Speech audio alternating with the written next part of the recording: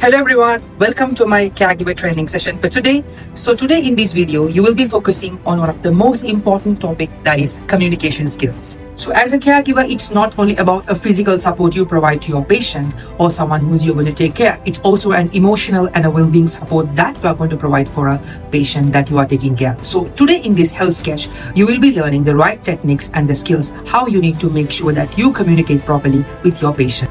So as we move on to today's video, my students will demonstrate you and teach you the real life techniques and how to communicate with the patient who is unresponsive or not cooperating or who has aggression. So this video will really helpful for you to increase your communication skill and build confidence. So let's begin the journey by watching the video till end and gaining your real life experience, how to communicate and handle the situations. As we begin, notice how caregiver is assisting the patient in a wheelchair. At first, a mistake is made. This reminds us an important rule. Always check the wheelchair safely before moving a patient. Communicate clearly, reassure the patient and make sure the brakes are locked. And positioning the patient correctly is also one of the right techniques that you need to follow. When caregivers follow these proper techniques, patients feel safe, respected and cared too. Now our caregiver is assisting a patient at mealtime. Watch carefully as the meal tray is placed in front of the patient. Her body language changes. She becomes demanding and dissatisfied.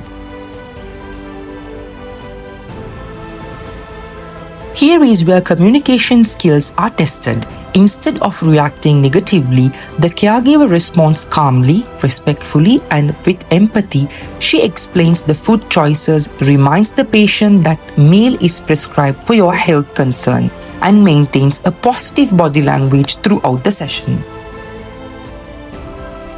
Even the patient refuses, throws the food, or complains, the caregiver does not argue. Instead, she stays professional, patient, and reassuring the patient is safe. This is a key principle. A caregiver must manage emotions, show empathy, and keep good communication clear no matter how patient reacts. No matter how the patient behaves with you, it is a duty and responsibility of the caregiver to maintain professional and a very good body language during the situation. As we move on to the next session, our scenario, a cooperative and distracted patient. In this scenario, the patient is cooperative but distracted by watching a movie. The caregiver finds a balance. She respects the patient's interest but gently guides her to eat while watching. This approach shows flexibility, respect, and encouragement. Good communication means understanding the patient's need, using a friendly tone, and finding the ways to make caregiving a positive experience. During this time, communicating and interacting with the patient is one of the most important parts a caregiver should maintain. It's not about only feeding or caring for them. It's also about how you can take their attention towards you while you are doing this process. By practicing these skills, caregivers create safe, supportive, and positive experience for those under their care. Our next scenario is supporting a depressed patient. We focus on caring for a depressed patient. In such cases, caregivers must show compassion through both words and actions.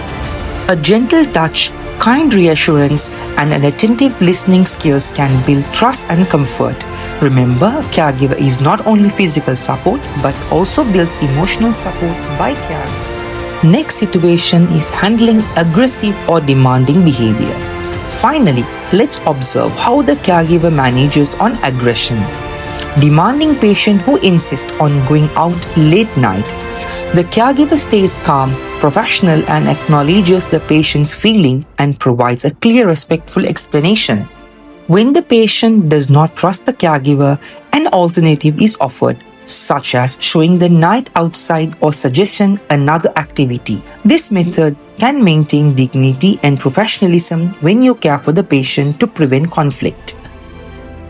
Thank you for joining my caregiver session today, guys, and I hope today's video gave you the real life strategies how to handle patient with empathy and confidence. Stay connected for more real life applications and scenarios.